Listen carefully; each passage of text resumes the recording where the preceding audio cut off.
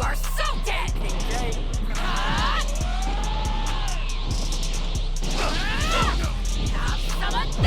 What it do, YouTube? It's your dude, Daijobu. In this video, I'm going to be talking about how to master the game's mechanics like the Z rank in Sparking Zero. Now we have 7 different bases to cover. We have offense, defense, sidesteps, revenge counter, super counter, key management, and overall awareness. Now with all 7 of these out on the table, I'm going to be showing you guys how to use all of them effectively and efficiently in ranked. Now the first thing we're going to be talking about is offense. Now in this section of offense, I'm going to be showing you guys how to get your opponents back in every single way. Now for starters, you can vanish behind them, which is basically when you punch, after you punch, do up circle or up R1, whatever controls. I play on classic, so for me, whatever your block button is, you do punch, then up block. Now if you do this backwards, it'll teleport you backwards. In the same way with this sideways, it'll put you on their side, same thing. Now sidesteps are really good in this game because they give you iframes. I'm going to talk about that more later. But for now, since we're talking about offense, one way you can get your opponents back is sidestepping. Now another way you can also get your opponents back is if you do a knockaway and you time it, now you'll have their back after you time the Z burst dash to get around to them.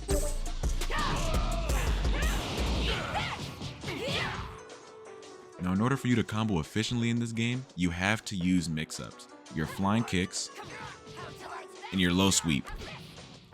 Now, the flying kicks, really good because if you don't block the full flying kicks, you're like the rest of it hits. Like say I do flying kicks, right? And he blocks the first 2 kicks. If the third one connects, my combo still goes. Now, with the low sweep, if you've been playing this game in ranked long enough, low sweeps in the air are really good because it resets your opponent.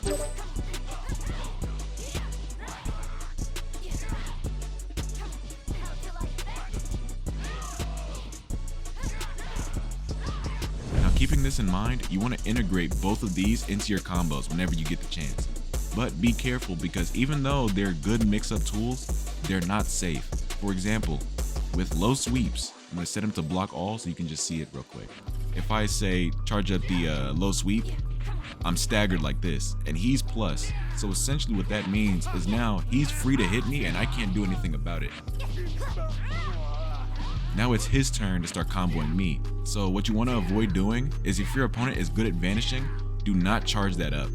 Because they will either block low or they'll vanish it, which at that point they can get your back either way.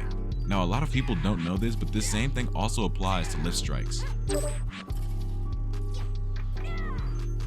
Now let's say you're fighting an opponent who's really good at super countering. Then you want to go ahead and start doing this instead. Because with the charged ki blast, you can still follow up from here.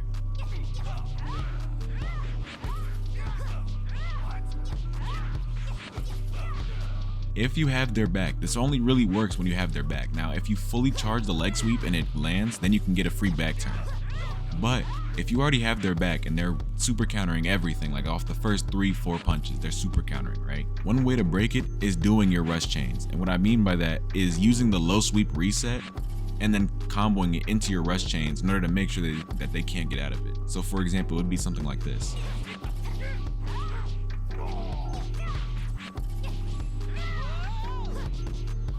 Now with defense, there are a few more things to consider. For example, you see how Broly is guarding right now, right? So with step-in attacks, they are not really safe. Now obviously you can perception during the step-in, which is kind of dumb. But there's also another thing that you can do in order to combat the step-in attack, which is guarding up or down or just guarding in general.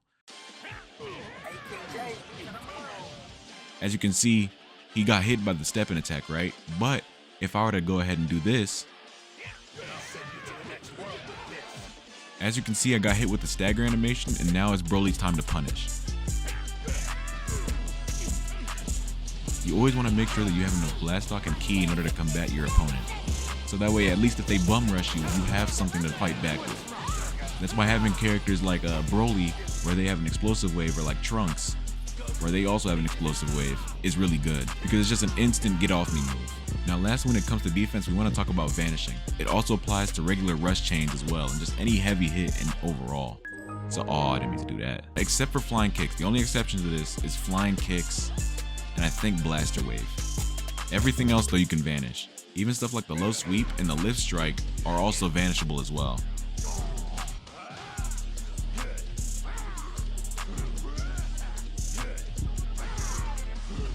Now, as you also seen in the example, which hopefully future me leaves in, you can get guard broke if you time it wrong.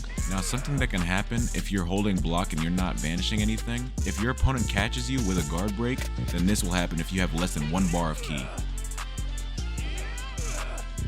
You get left in a staggered state like this, and you're completely open. You can't move, you can't do anything until that bar fills all the way back up. Now there's something in this game called hard knockdowns which fully render your character immobile. Like you can't move, you can't do anything after a certain point. They're just stuck on the ground until they get back up and you mash circle, X, whatever. Is essentially right here. This mid-air knockback recovery, if you hold down and do circle at the same time, then you'll actually regain your balance mid-air. So you won't be fully knocked down, you can recover and get back into the fight immediately. Now for this one, I'm going to be covering sidesteps and revenge counter. Now for sidesteps, the way you want to use them is essentially, like I said in offense, they get you around your opponent's back really easily. So the way you usually want to use sidesteps is always during an opponent's attack. Not every time, because it's not going to work all the time, but it's very efficient. Like for example right here. Give me a solid and just super counter so I can try and do it back. Thank you.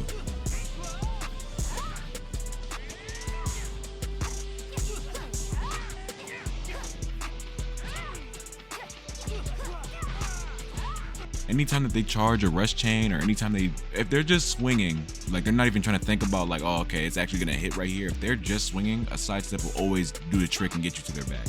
The way the revenge counter works is whenever you're getting hit from the front, if you double tap L1 or you press R3 for standard, then you will end up revenge countering them, which essentially gives that slow animation that you just seen. What immaturity.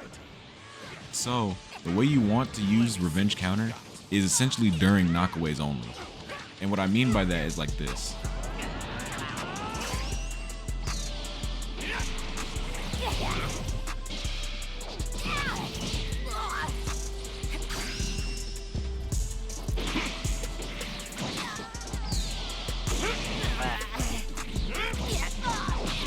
I think I'm close to dead. Maybe I'll try to revenge counter. If you use revenge counter after a knockaway, then you'll instant revenge counter. The best time to be using this tech is whenever you have more ki than your opponent.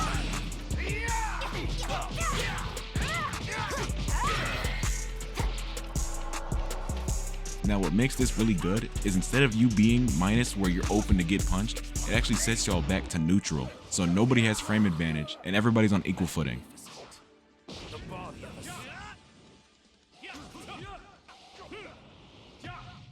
Now with that being said, I hope you guys enjoyed this video. Make sure you like, share, comment, subscribe, all that good stuff.